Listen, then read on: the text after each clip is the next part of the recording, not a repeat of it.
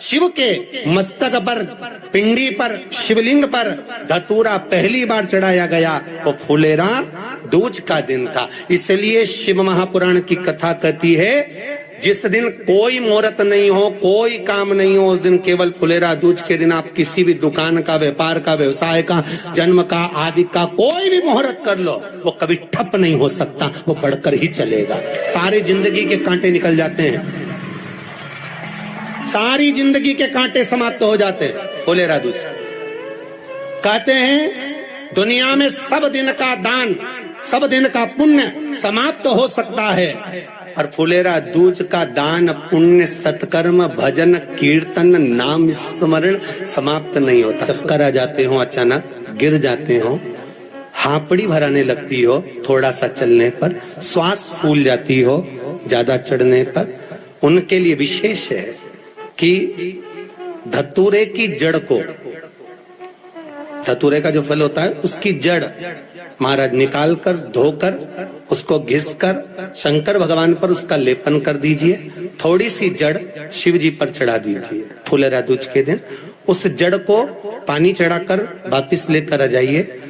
जो मिर्गी का मरीज होता है, जिसको दमे की शिकायत होती है, श्वास की होती है, चलने में हापड़ी भरा जाती हो, फुलेरा दूज के दिन दोपहर के समय पर उसको वो जड़ केवल 3 या 4 बार सुगंध में सुंगा दी जाती है तो मिर्गी की बीमारी समाप्त हो जाती है, और जिसको दमा श्वास फूलता है उसको भी आराम लग जाता है। फुलेरा दूज के दिन उसके लिए नित्य आनंद का सुख दे जाती है। और भी ध्यान दें, जिसको बहुत भारी बीमारी हो, डॉक्टर कह रहे हैं कि ऑपरेशन की जरूरत है, ऑपरेशन कराना पड़ेगा, गांठ हो गई है, ये हो गया है, वो हो गया है, निवेदन है एक धतूरा फुलेरा दूज के दिन भगवान शंकर के शिवलिंग पर समर्पित करें और 5 बेलपत्र नंदीश्वर भगवान पर अर्थात भगवान नंदी पर समर्पित करें। जीवन में कितनी बड़ी भी बीमारी होगी वो आगे नहीं बढ़ सकती, ऑपरेशन की जरूरत नहीं पड़ सकती, वो केवल फुलेरा दूज पर हो,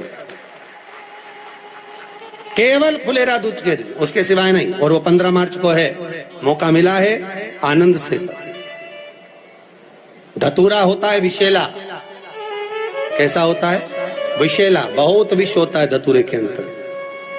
पर महाराज भगवान शिव को वो समर्पित किया जाता है जैसे पार्वती जी को लगा, जब कोई साथ नहीं दे रहा, पार्वती जी को लगा जब कहीं से सुख का अनुभव नहीं हो रहा, आनंद का अनुभव नहीं हो रहा, पार्वती जी ले गई धतूरा, पार्वती मैया ले गई उस बेलपत्र को शिव को। और प्रयास करना, अगर दुख है तो एक धतूरा समर्पित कर कर 1 लोटा पानी अवश्य समर्पित कर।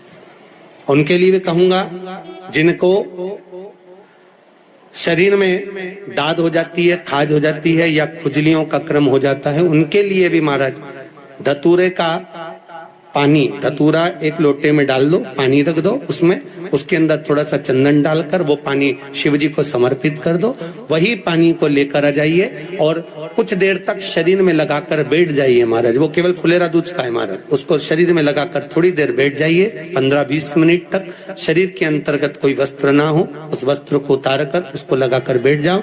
2.5 से 3 महीने में दांत खाज, किसी भी चर्म रोग होगा वो धीरे धीरे समाप्ति की ओर हो जाएगा।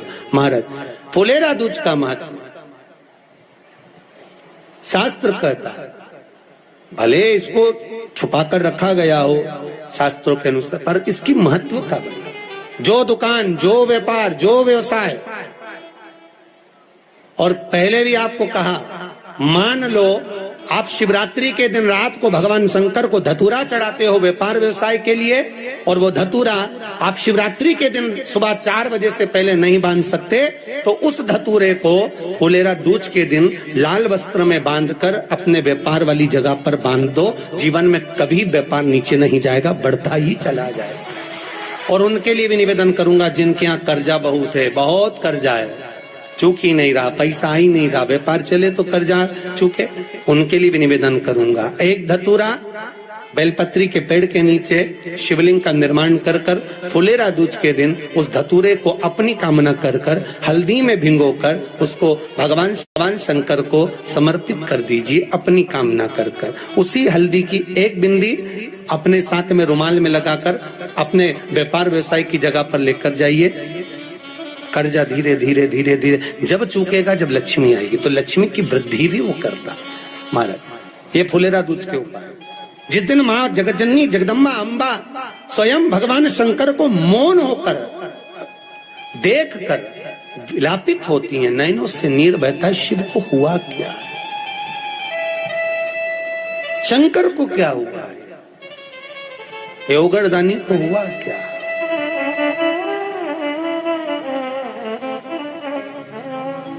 नयन जलता महाराज। मैं तो बैठी थी गंगा किनारे, मैं तो बैठी थी गंगा किनारे,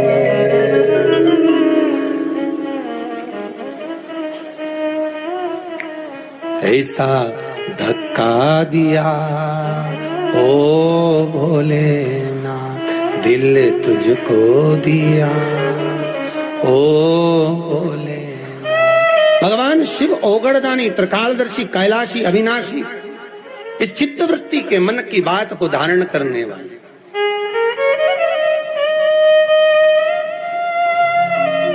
जिन लड़का और लड़की का विवाह नहीं हो रहा है महाराज, विवाह के लिए बहुत परेशान हो गए, उनके लिए भी 5 बेलपत्र, 1 धतूरा, 5 शमी पत्र अशोक सुंदरी वाले स्थान पर, चाहे मंगल हो, चाहे राहु हो, चाहे केतु हो, सारे ग्रह भले अनुकूल है नहीं है, प्रतिकूल है नहीं है, वो अपने अनुसार उसको लेकर शमी पत्र, बेलपत्र और धतूरा हाथ की हथेली में रखकर, जिसका मंगल विवाह नहीं हो रहा, बहुत कष्टप्रद है, हाथ में रखकर अशोक सुंदरी, अशोक सुंदरी का स्थान सबको मालूम है ना, भगवान शंकर की जलाधारी पर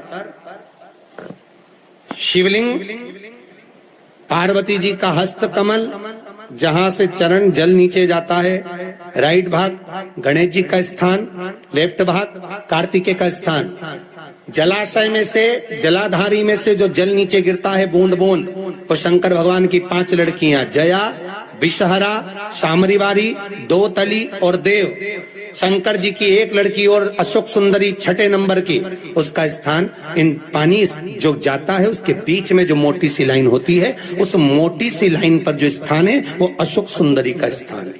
किसका स्थान है? अशोक सुंदरी।